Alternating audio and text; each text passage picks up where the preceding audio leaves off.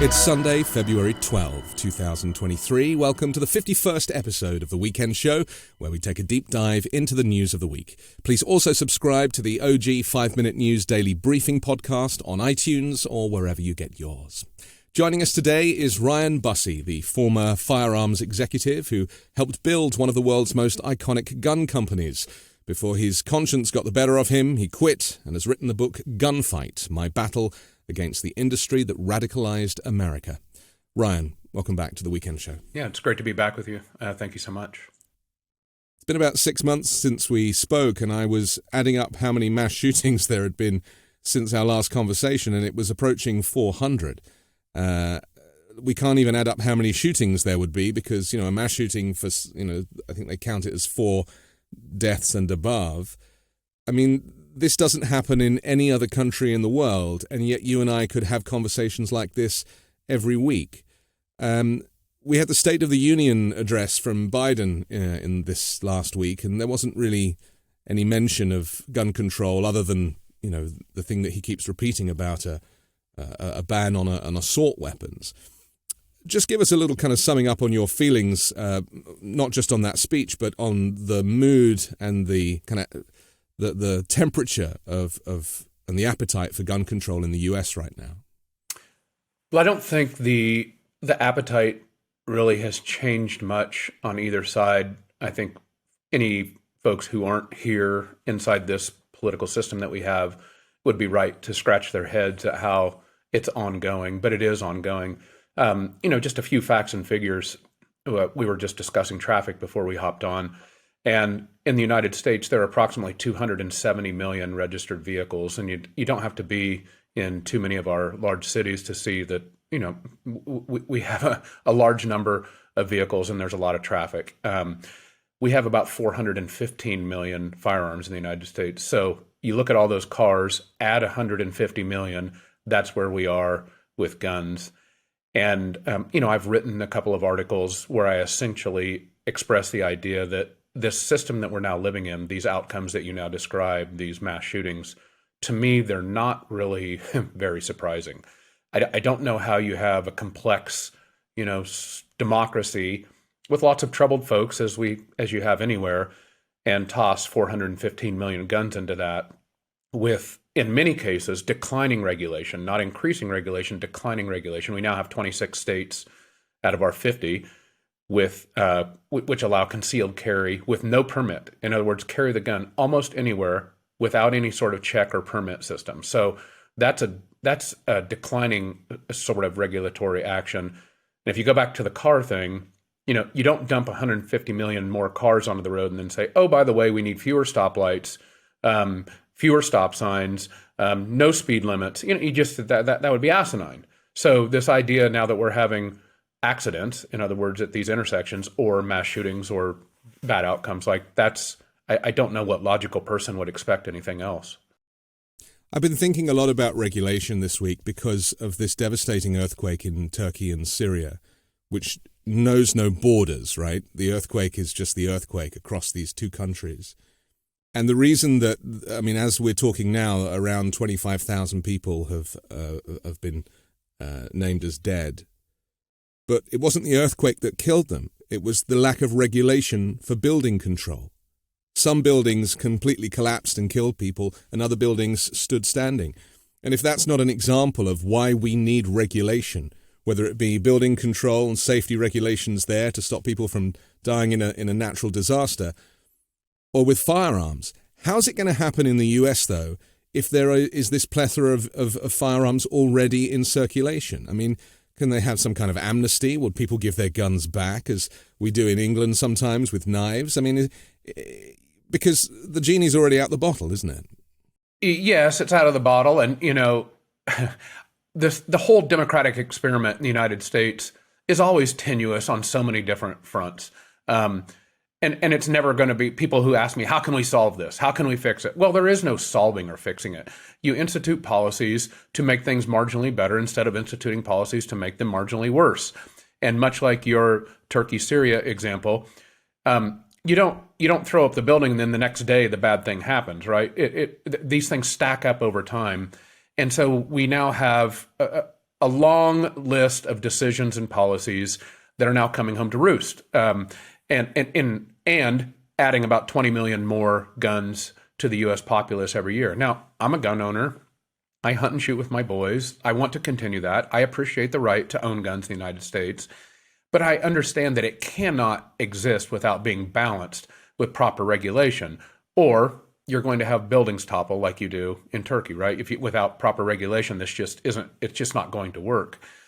We now have the Bruin Supreme Court decision, which came out just only a day separated from the Dobbs abortion decision, which many have heard about here.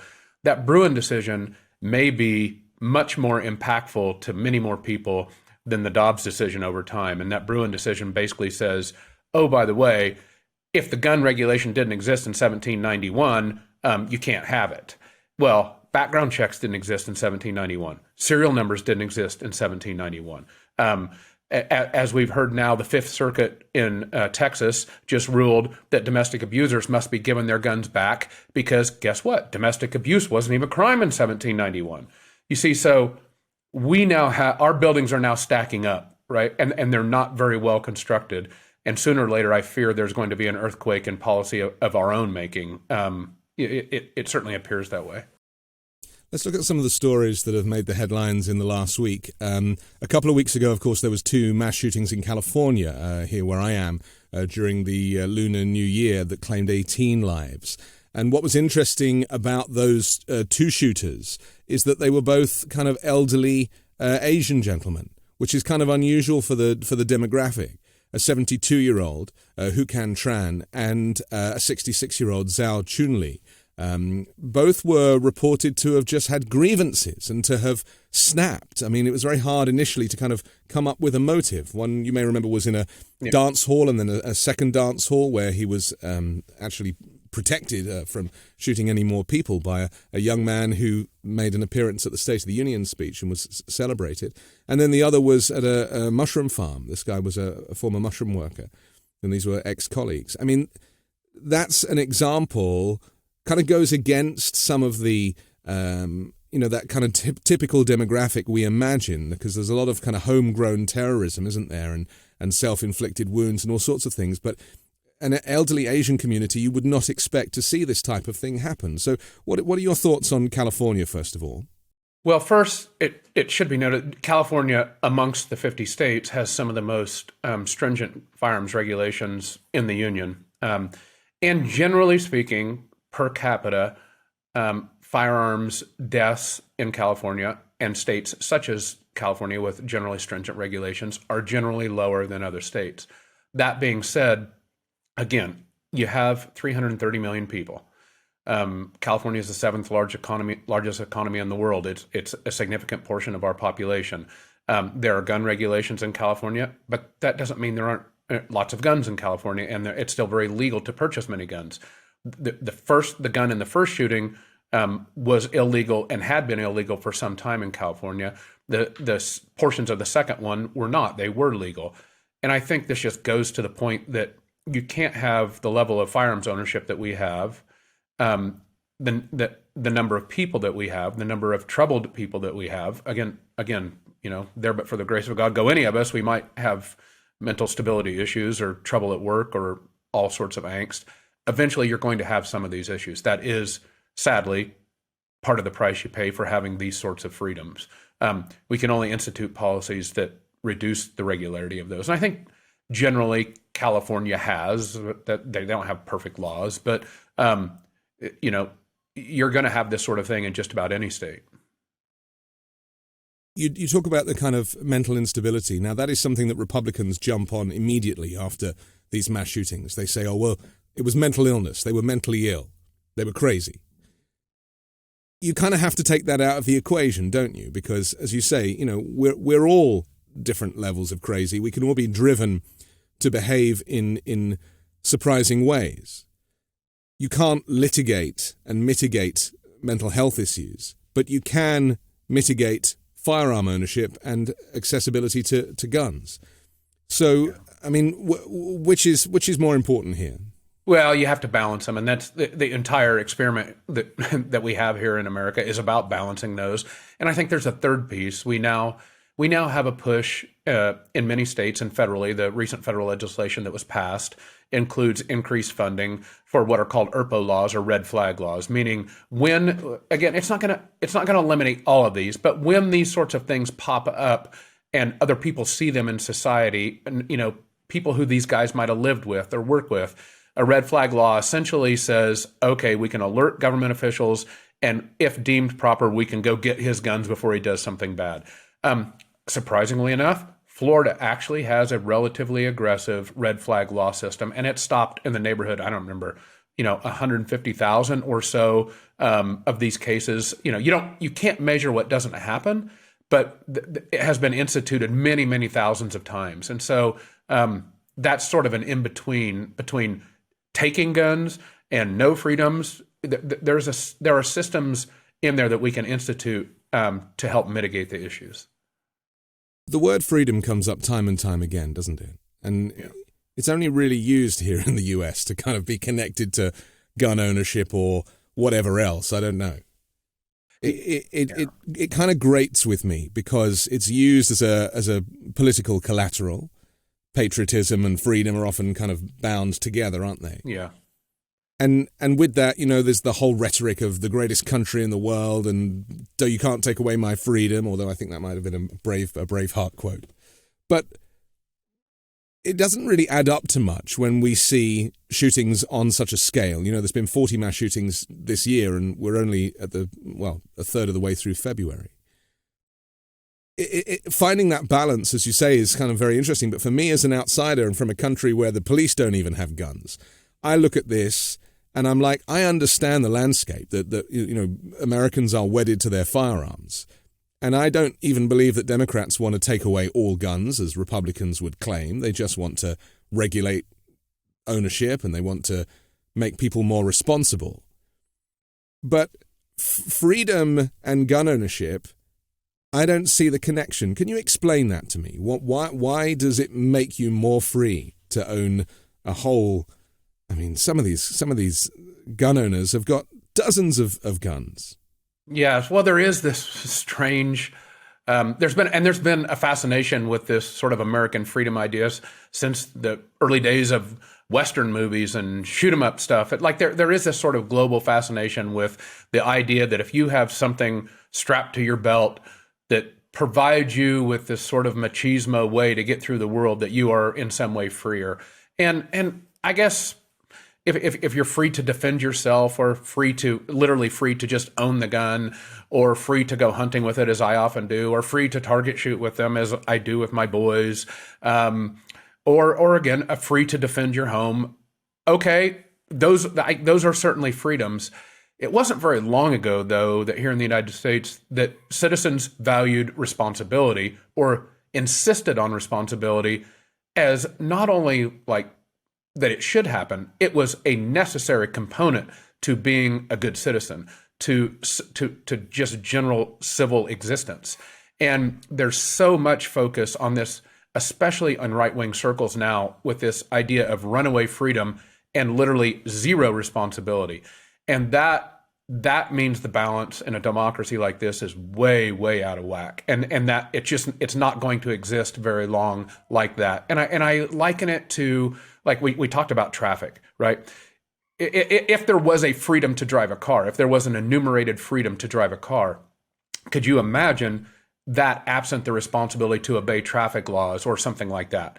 It just wouldn't. It wouldn't work. But if you're truly free, and if you're living in a free country, and the country is free, you wouldn't need a gun. It's almost like the gun has been put in place because the country is not free, because there is so much kind of infighting or territorial wars or race wars or it's and political divisions. That is not a free country. And you say that there are other countries that also would refer to a weapon or firearms ownership as giving you that freedom, but I can't think of any countries that have that in their culture other than the United States. No, there are some. I mean, Mexico maybe, but not north of the border. No, sure. So you take Switzerland, for example, which has a high rate of firearms ownership, but also a very high level of regulation and permitting and training and safety requirements and responsibility and legality and all those sorts of things. We have the runaway freedom, and very little of the sort of incorporated responsibility that must happen. And we for a long time, for a century and a half, it's never been perfect, right? We've had lots of, from day one, of firearms ownership in the United States and native populations and guns being used to control slaves. And there's been lots of ugliness about it. But we didn't have this sort of urban societal angst that we have now with mass shootings. Like those mass shootings, that's a relatively recent thing. I mean, not that we never had a mass shooting in 1800 or 1910, but man, we didn't have 40 in 6 weeks. And so what changed? And so something's broken, right? We know that a lot of the perpetrators in these mass shootings, and even in the kind of individual shootings, I was thinking about that guy that went to the FBI headquarters to kind of shoot up in there because he was angry about what Trump and the kind of right wing had said about the election, and he was like taking matters into his own hands. And we've even heard this from Carrie Lake, with her election denial. She's kind of whipping people up in Arizona, and the end result of that is people in Arizona are armed. That could get nasty. Yeah.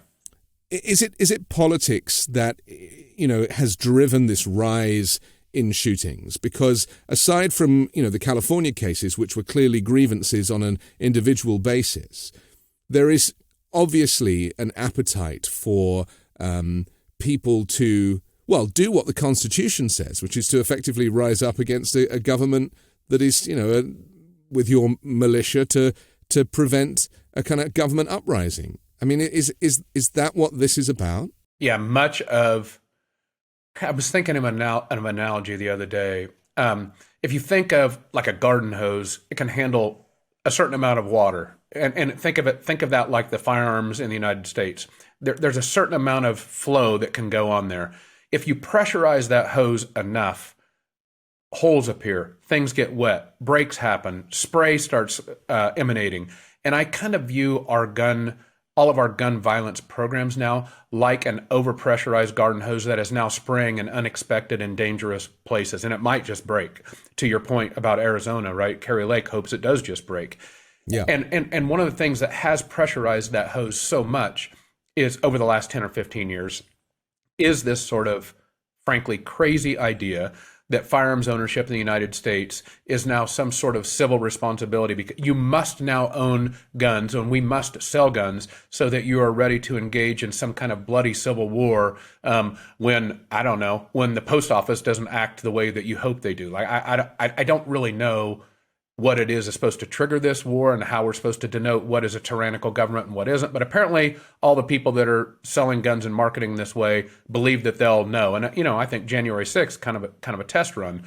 And so many of we're adding now, before 2007, the United States population never purchased more than 7 million guns in a single year. I know that sounds like a lot, but never more than 7 million in a single year. That was the year that Barack Obama started to lead in the polls. In 2020, the United States purchased about 23 million guns in a single year. Okay, more than a 300% increase in the number in just, a decade and a half. That tells me that, back to the garden hose analogy, like there's a lot of pressure in there. You shouldn't be surprised when these cracks and holes emerge. So those historical points would have been people on the right being angry that a black man got elected into the White House and were like, well, we need to be prepared for this because we need to deal with this. Exactly. Some kind of national lynching. Exactly. And then in 2020, it was Trump telling everybody that the election was rigged and therefore it had been stolen, and so people went out to stock their militia in the chance that that they would rise up against the Joe Biden administration. Well, is that the history of it? That certainly on the beginning of the equation, yes. Barack Obama was referred to in the firearms industry by everyone that I knew as the best gun salesman in America, because reaction to Barack Obama sold the most guns that anybody had ever experienced.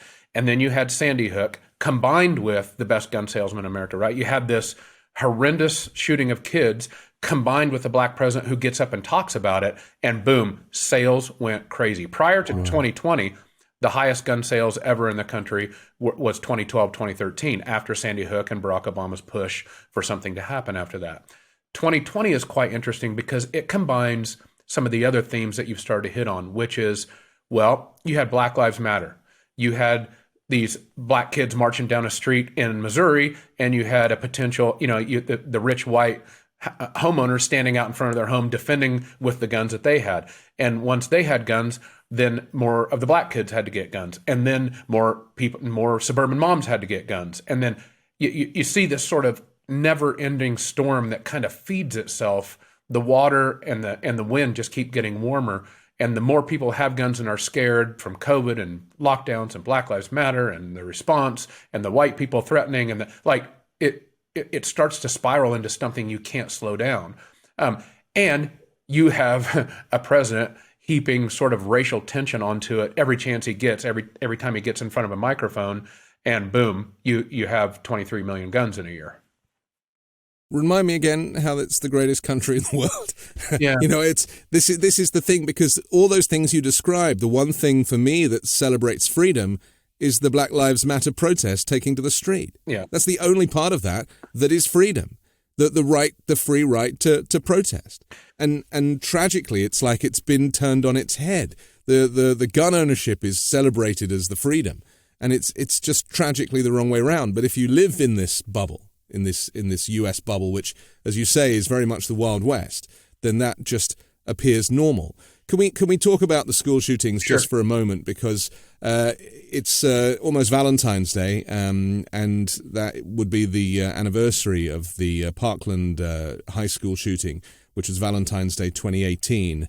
Many Americans hope that something would be done to address the problem of gun violence in nation's schools, but there's been over 900 shootings in K-12 school settings since Parkland. 2/3 were indiscriminate attacks driven by the intent to kill as many people as possible, including Oxford High School in Oxford, Michigan, 2021, Robb Elementary School in Uvalde, Texas, in May 2022. And then, of course, let's not fail to mention Richneck Elementary, which failed to stop a 6-year-old from shooting his teacher. Mm-hmm. And this was just a few weeks ago. I mean, this is now at a point when a 6-year-old kid takes a gun from home, actually said to teachers that he was going to use this gun, and then did. And the teacher put their hand up and he shot right through the teacher's hand. I mean, what hope is there for school shooting regulation? Because all we hear from Republicans is turn the school into a fortress, arm the teachers, have police on every door. I mean, they want more guns in this situation, don't they? Well, we had 120 armed officers at Robb Elementary in Uvalde after the kid, when the kid was going in and after he was in. 120 men trained weren't enough to counter one kid with an AR-15. I don't know what level of militarization you can put around schools to prohibit this from happening everywhere. It's just not. It's silly talk to think about that. We pile so much on our teachers and frankly our police officers already. Right? We've got all these societal problems. We've got income distribution. We've got so many different sort of societal issues, and to think that we're going to ask a teacher to put a gun on his or her belt and stand in a classroom and not only address the sort of income distribution and race issues and everything else that sort of make their way into our classroom, but and also stand there and be an armed security guard. Are you kidding me? Like, out of all the possible ideas I could have today to do anything, that's among the worst. I mean, yeah. And so I don't know what we're going to do, but school shootings are really this symptom of this larger, again, back to the garden hose, right? This is one of those overpressurized gun things that is now spraying out in very deleterious ways in our society. I have children, you have kids as well. And I think for parents who send their children to public school every day, as I do, this is something I think about all the time. I actually think about it every time I drop my kid off. And a couple of times I've gone to my kid's school and I've had to go in because, they forget their jacket or their lunch or something, and, just press the buzzer, get buzzed straight in. I don't feel like there's any scrutiny or real security for allowing strangers in and out. And as we know, there's been a couple of incidents. One of those school shootings was a teacher leaving a door propped open accidentally, right? And the door didn't close. There's probably an argument to say that you could secure schools a little better. And I know that there is now funding for that to try and, improve school security. But, and this is the point I want to get to, because I was interviewing Steve Hassan a couple of weeks ago on the show, who's the cult expert. And we were talking about mass shootings, and we were talking about the kind of psychological, he's a psychologist, so he kind of understands the mindset of people.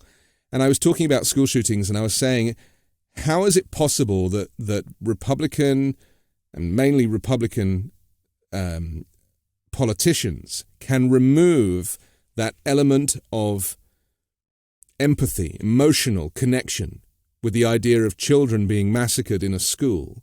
How do they eradicate that from their argument when most of them are parents themselves like you and I? And still push for or deny any kind of regulation or refuse to even converse on this very subject. And Stephen couldn't pin down why psychologically people are able to just switch that off. Why is gun ownership and freedom more important than the lives of children in the minds of these politicians? So I do have a theory on that. I hate to think I'm going to usurp his expertise, but I'm going to give it a shot for you. People often ask me, for instance, we have this dichotomy here where all the things that you just described are true. And it's also true that when polled, not that polling is incredibly accurate anymore, but when polled, the U.S. populace generally, 85%, 90% says we're in favor of increasing the spread of background checks, right? Universal background checks, shut the gun show loophole. 85% are in favor of raising the minimum age to buy an AR-15 from 18 to 21. And I could go, not all of them poll that high, but those are two that generally poll very high. And they don't upend the apple cart, but they marginally make things better. Back to what we were discussing earlier. And yet, I mean, in this country, ice cream doesn't pull at 85%, right? So nothing does. And yet here we have something that does. And we cannot get it passed. Since not just Parkland, not just Sandy Hook, back to Columbine, 1999, we have been trying to pass the universal background checks. We have not yet done it. Why is that, right? To your point here, why is it that people are so willfully blind to something seemingly so simple and that polls so well? Politicians anywhere also, something that polled at 85%, they'd be like running over each other to get to it, but not here. The reason is because the gun thing, the thing that you scratch your head about, is so intertwined in the DNA of the Republican Party that by addressing guns at all, you're not talking about an individual policy, in this case, background checks. You're talking about starting to unwind, just like a shoestring that becomes unwound at the end. You're starting to unwind the very DNA of the entire Republican ethos, which values symbols of power, authoritarianism, right? This strange sort of bastardized freedom that we talk about with no responsibility. And so the analogy I use is it looks like, background checks looks like this little pebble on the street. You think you ought to reach down and just toss it over the fence, but you try to pick it up and it's like glued to something much larger. And it's actually this humongous mountain that is GOP politics. So the reason that they're blind to it is not as much that they're blind to it, is that they've come to accept the sort of spillover effects as part of the price of having that in their DNA. And they're not going to let you unwind it because it's so integral to the politics that they espouse right now. So maybe the GOP wouldn't really exist in its current form if firearms weren't so much a part of the fabric of its genetic. I think that's exactly correct. As I argue in my book, the NRA, firearms politics, firearms radicalization is the place where Trumpism and the current state of radicalized politics really was seated in America. So much of what we see across the right of the political spectrum now, none of it. I didn't live 15 years earlier, right? So none of this surprises me. I think without sort of the religious, cultish devotion to guns and what they represent and what they can do, without that, I don't think the GOP would exist in its current form. I'm thrilled to tell you about today's sponsor, and that is ZBiotics. Engineered by PhD scientists, it's a probiotic drink that breaks down the byproduct of alcohol, which is most responsible for rough mornings after drinking. Because when you drink, a toxic byproduct of alcohol builds up in your unprepared gut. And it's this byproduct, not dehydration, that causes you to feel terrible the day after drinking. Well, ZBiotics produces an enzyme like the one your liver uses to break down the byproduct. You drink a bottle of ZBiotics before your first drink of alcohol. Now, I tried it for the first time last weekend, and I can honestly say that I felt great the next day. It's real science, it really works, not random plant extracts, not off-the-shelf ingredients, and there's a 100% money-back guarantee if you're not completely satisfied. I recommend getting this 6-pack, and you can get a ZBiotics discount of 15% with your first order. It's a great deal, and you'll have a couple of extras to share with friends. So click the link in the description box or scan the QR code on the screen right now and use the code WEEKEND at checkout. Go to zbiotics.com/weekend and get 15% off. We're back with Ryan Busse, who was kind of part of the gun industry, right? You are responsible for the success of a lot of gun sales yourself, working for one of these big gun companies. You are proof, because you turned your back on the industry, that it is possible, and you still own guns responsibly, right? But it is possible to do both. It is possible to, be part of it, to think logically and critically about gun ownership and make some changes in your life. Just explain very quickly a little bit about how that happened and why there aren't more people like you doing that. Well, you mentioned, or you state that I turned my back on the industry. Perhaps I like to view it as the industry turned its back on me. Right. I started in the industry when there was certainly this sort of overt and even not unspoken, but spoken sense of responsibility. There were certain things that were done and marketed, and approaches that were adhered to, and some that weren't. And many of the irresponsible things that we see now with regards to types of guns that are sold, the way they're marketed. I mean, we have now marketed an urban super sniper, right? We have an AR company called Rooftop Arms, meaning when you don't get your way, you take your gun up on a rooftop and you quote unquote vote from the rooftops, right? Just like the kid in the July 4th Highland Park, Illinois shooting did. He got up on a roof and he quote unquote voted from the rooftop. We're marketing this. That would have never happened 15 or 20 years ago in the industry. And so it got to, I did everything I could to keep my company from becoming that, from selling those types of guns and marketing in that way. And I was successful there. But it got to a point where you couldn't be in the industry and not be supportive of all the other companies that were doing that. And again, I say it sort of foreshadows Republican politics, because I view that in the same way. I haven't considered myself a Republican for a very, very long time, but I consider that much in the same way that Republicans once, responsible Republicans once could adhere to the old sort of republicanism without being this sort of new Trumpish thing. But there got to a point where even in Republican politics where you had to be all or nothing.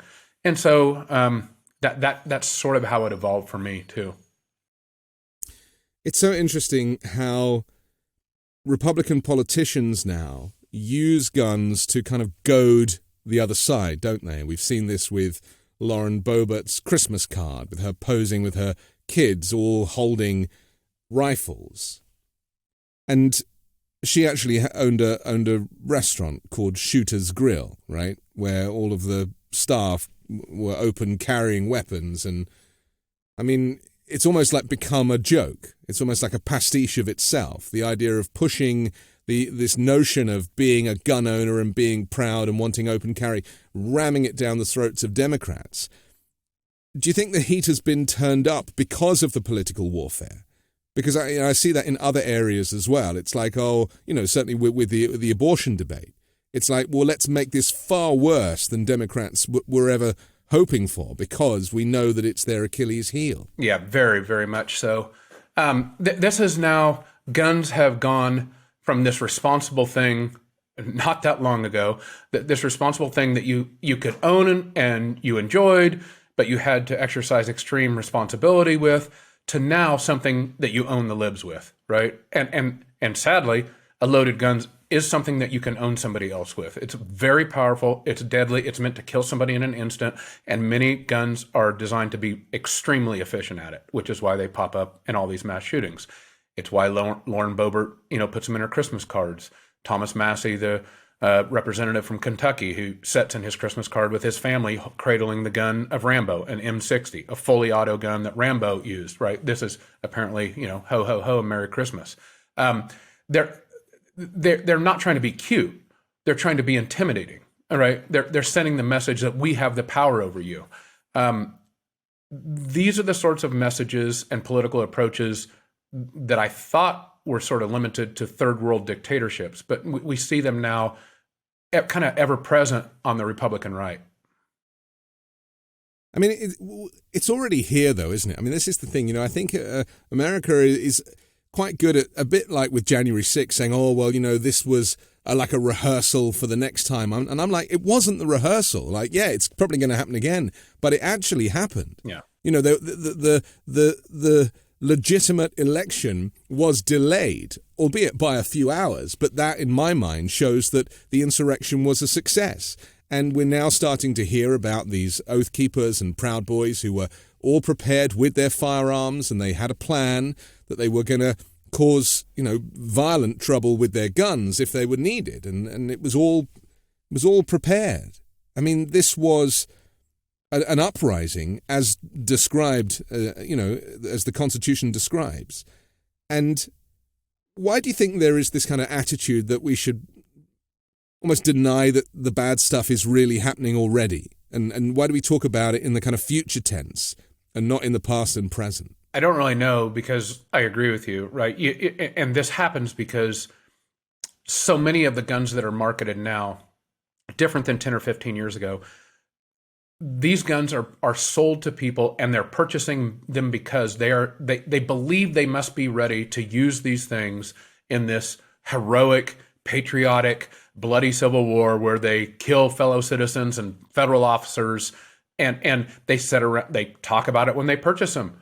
They read about it in their blogs. The NRA sends them out information that tells them this.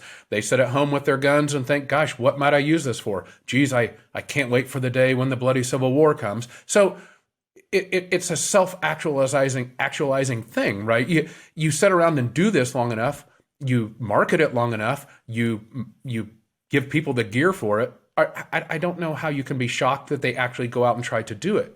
That's why there were two types of flags on January 6th. You had the Trump political flags, yes. And then the only other kind of flag you had were like come and take it gun flags. I mean, there weren't Chevy truck flags. There weren't McDonald's hamburger flags. There were come and take it gun flags. And we've been telling people to be ready to do this, and here they are. I'm not shocked. And the Confederacy flags, of course, this kind of desire to kind of go back to this, to actual like warfare on the ground, whether it be in reenactments at the weekend, or why not just do it for real on January 6th? Yeah. That's again, we're celebrating. I mean, there's so much wrapped up in those Confederate flags. The ugliest parts of our history, mixed with this sort of glorious rebellion. That I think they just watched Gone with the Wind, right? I mean, they just think a few people die, it's on film, then we get to be reunited with these wonderful women who wear these beautiful dresses and come down these big staircases, and we all live happily ever after in this great big plantation. That's not the way Civil War goes. And the misogyny is very much a part of this. Oh, no doubt. I'm learning more and more about how the misogyny, with the racism and with slavery as this kind of undertone, that there is so much associated with this. And in fact, I was watching some hearings that were taking place on Capitol Hill the other day, and there was this kind of denialism about slavery even, references to it in the simplest of terms. And this is the tragedy. It's, the revisionist history is very unhelpful whether it be in classrooms or in the state of Florida or wherever else, it's very unhelpful to actually improving a future for all Americans if you deny the past. I think this is sort of back the reason for people who struggle to understand how this all comes together. Much of the political right now is upset that this very ordered power structure is being threatened in however way.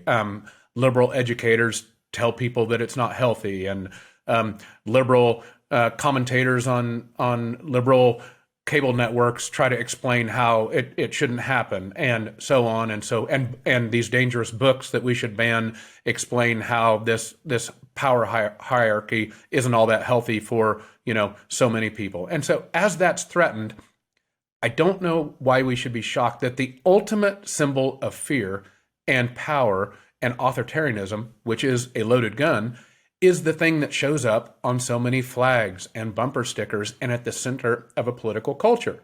Like you would be kind of shocked if it didn't. Like it's not going to be the soup spoon, right? It's going to be something, a symbol that conveys immediately the idea that if I own this and have it, I have power over you. Right. But look at the other countries that do it. It's North Korea with their military parades. It's Vladimir Putin with his. I mean, this is essentially saying that America, which was always this kind of great country that was at the kind of center of worldwide democracy, is actually aligning itself with the darkest military dictators in the world. That is an unprecedented shift. But it's happened already, like it's now. It's not, it could go that way. It's happened. It's done. Well, yes. So we're now in the time when this country is sorting this out. And here's why I know this is happening. As I wrote my book and I thought, gosh, I'm going to get all of these folks, these authoritarian folks who side with Putin, who you just described, and own guns here and march on January 6th and put the offensive bumper stickers on their trucks and have the loaded AR-15s beside them. I thought, okay, there's going to be bajillions of those. I'm going to get emails from them and nasty letters every 5 minutes, and my kids will be attacked and, all the ugly things. Very little of that has happened. What has happened are reasonable gun owners across the country who would be, maybe not be perfectly politically aligned with me, but generally would be. They've reached out in like thousands and thousands of these emails. I can't keep up with them. Like, thank you for saying something. It's gone too far. I can't take it anymore. And so I think you're right that the loud slice of America is there. They're trying to drag everybody else along with them, or at least the 50% plus one to do it. And I think we're now in a very critical sorting out time to decide, is America going to become majority that? Or are we going to relegate that sort of authoritarian minority, which exists in so many countries? Are we going to relegate that back into the dark alleys where it should be? I think the next decade we're going to figure that out. And frankly, it could go either way. But the problem with the two-party political system is those thousands of people who are gun owners writing to you. It's still not enough for many of them to vote Democrat, is it? They're still gonna vote Republican because ultimately, at heart, that's where their allegiance lies. Well, there you have it. I mean, that's why, my story, I think, is important. People are going to have to get to a point where they care more about the larger democracy and safety and responsibility than they do about their political allegiance. And until we get to that point, there were some hopeful signs in the midterms. There's a lot of ugly. I mean, we lost seats. The Democrats lost seats. Republicans gained some in the House. But it could have been much worse. So there continue to be some hopeful signs nationally. It's not like it's 70-30. Sadly, it's 51-49 or 52-48. But we did. Trump didn't win, despite what he may think. So they're hopeful signs, but we cannot let up because it feels very tenuous to me. The fact that, come on, we had a president of the United States who encouraged armed insurrection, and there's not a charge been filed against him. That's a tenuous thing. there's a lot of criticism of Merrick Garland, and then, well, Jack Smith's on the case now, but just the delay in dealing with an insurrection and a kind of political coup in this way, and it not being dealt with, and the danger of leaving it this long, and what that does to the fabric of democracy in the US. And that's what really frustrated me about the State of the Union address, is that, the State of the Union, for me, more than anything, is that there is still a madman running around claiming that the election was stolen, and his surrogates, and I include Carrie Lake in that. She wants to take her Arizona governor race to the Supreme Court, which we now know is stacked in a kind of Christian, conservative, gun-owning, anti-abortion direction. And so, if they don't reject her case, then that could be another problem for democracy. I just want to, that's a whole rabbit hole, so let's not go there for now, but I do want to talk about police brutality, because this is a whole area that we haven't talked about yet and plays a huge part in the gun debate. And that is that a lot of police officers are people who want to be involved in gunfights. Mm-hmm. I'm learning this more and more.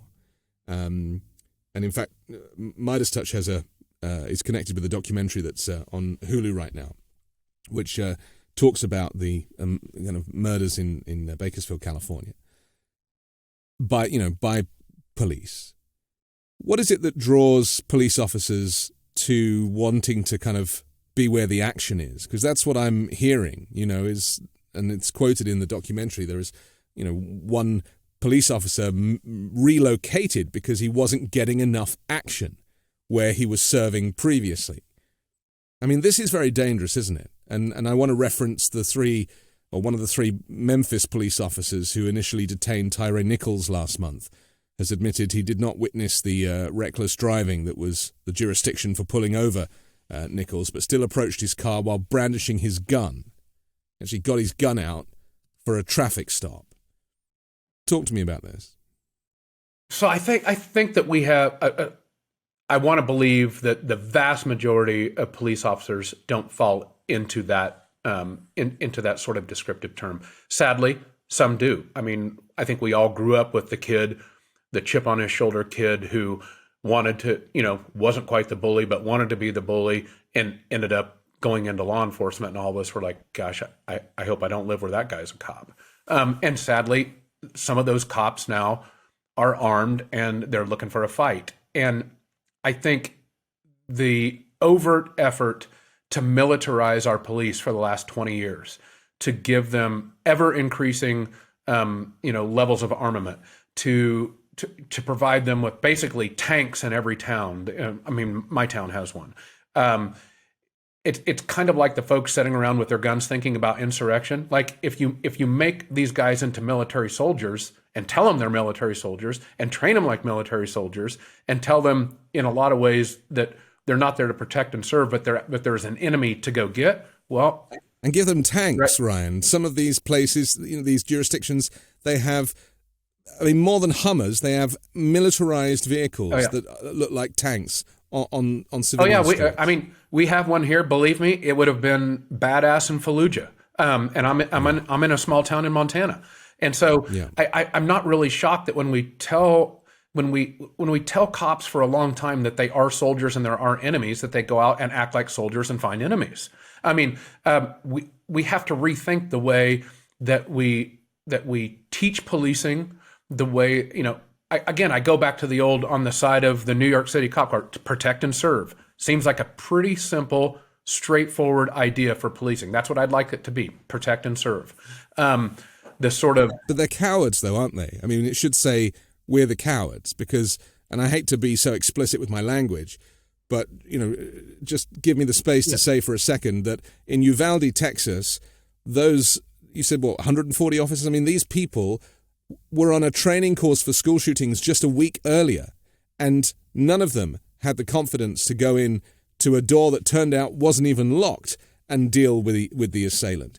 When it comes to a traffic stop, why on earth would a police officer need to draw their weapon for a traffic stop other than because they are a coward and they fear being shot?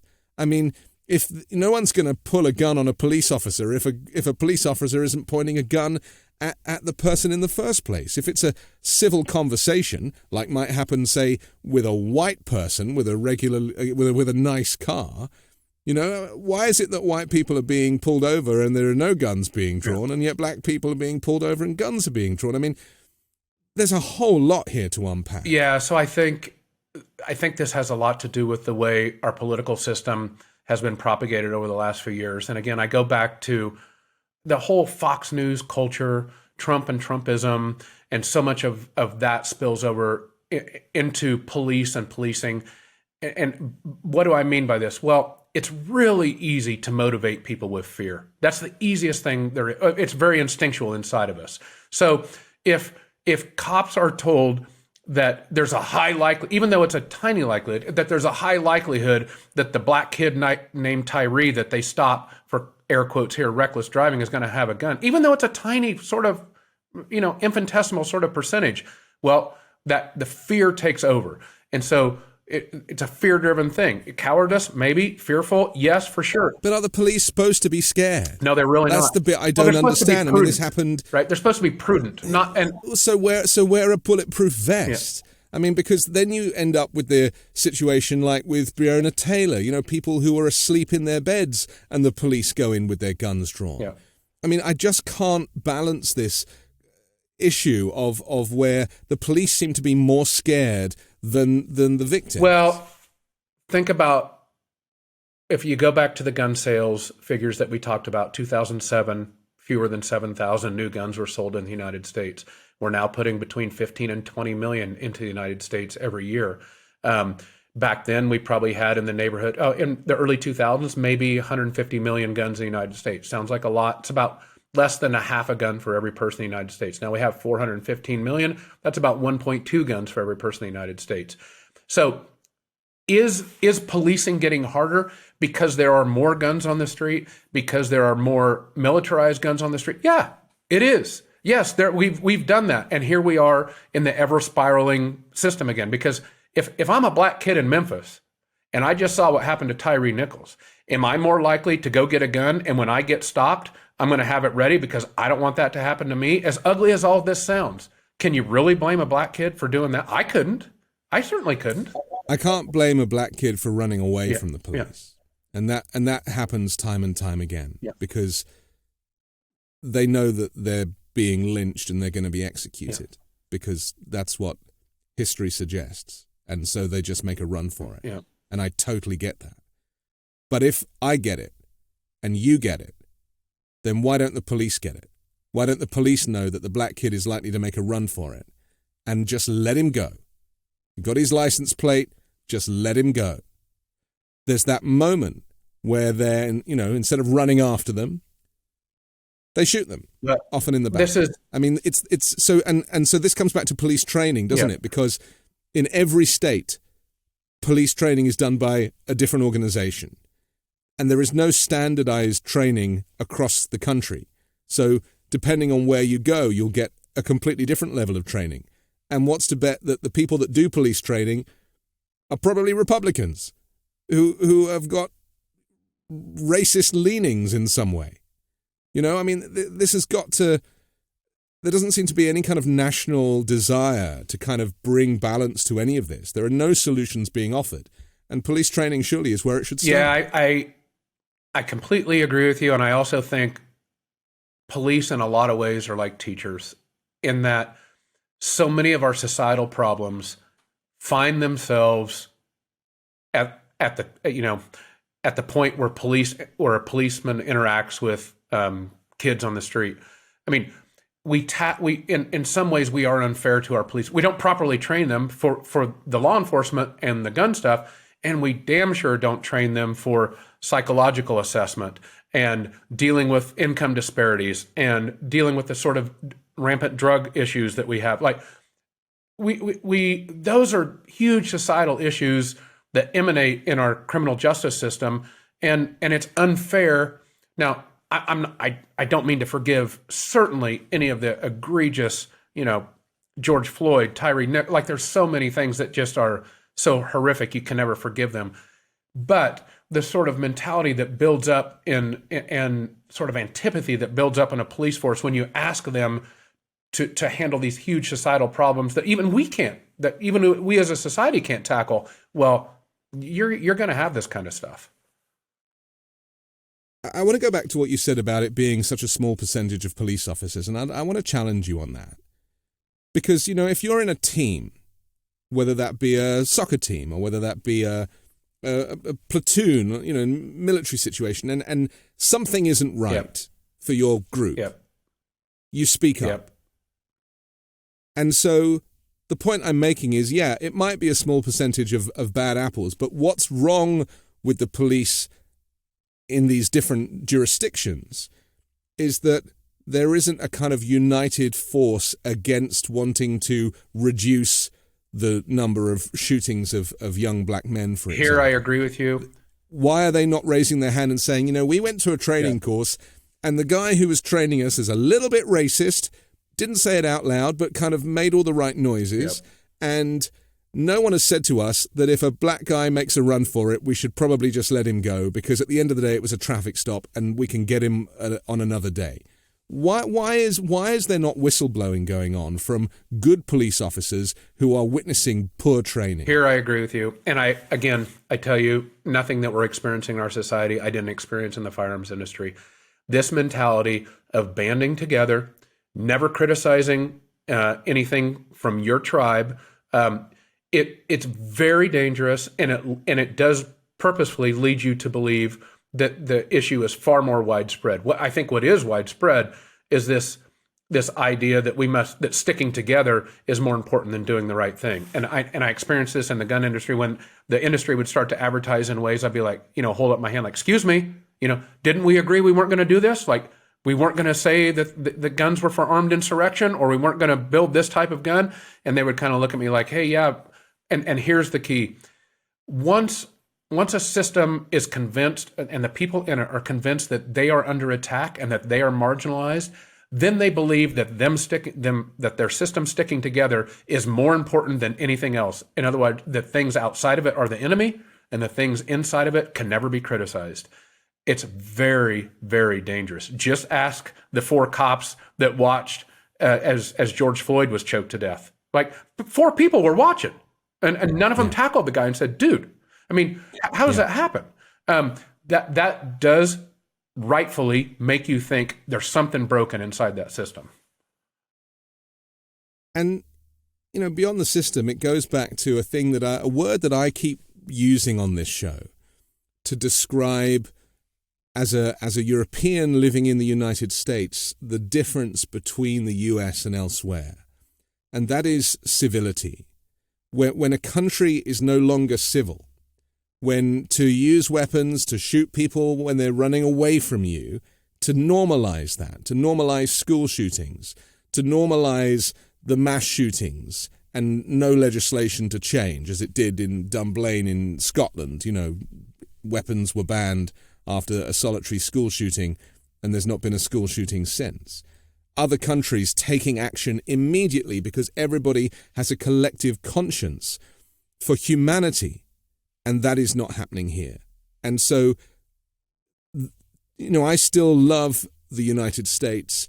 I choose to live here. I wouldn't live anywhere else. But I recognize that I am living in an uncivilized country that has many other benefits.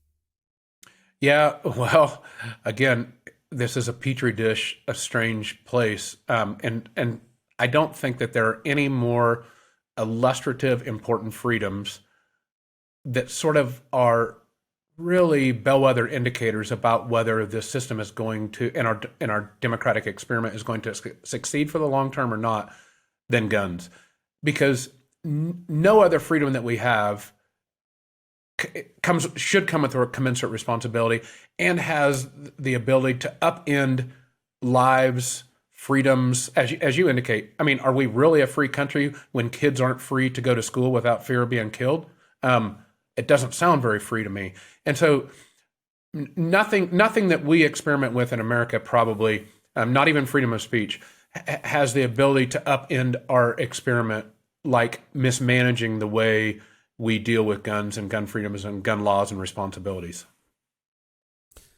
Finally, Ryan, I want to talk about these Republican members of Congress who've been sporting these new lapel pins in the shape of miniature AR-15 rifles. They say the pins are symbols of their commitment to the Second Amendment and Americans' rights to bear arms. It was Representative Andrew Clyde from Georgia who was distributing them. We've seen George Santos wearing one. We've seen Anna Paulina Luna from Florida wearing the pins.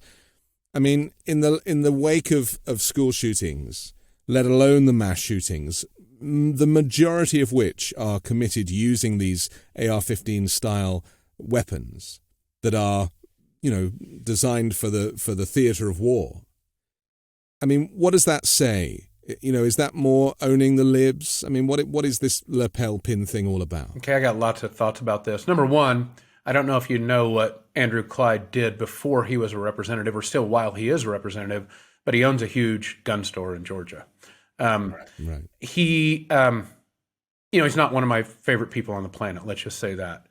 With regards to his sort of spreading the AR-15 around his gospel, the AR-15, and the Republican Party taking it up, I think this is illustrative of the point I tried to make earlier. Nothing for the Republican Party, not even, and they put those pins where they normally put the American flag, right? So they are now pledging allegiance to the AR-15 instead of pledging allegiance to the American flag like so many school kids do in America every day. And why is that? Well, take George Santos, right? He has to jump over the normal system of the way you gain respect and the way you become civil and work with other people because, I mean, he's a serial liar. But what gives him respect? The idea that he has an AR-15 on his lapel.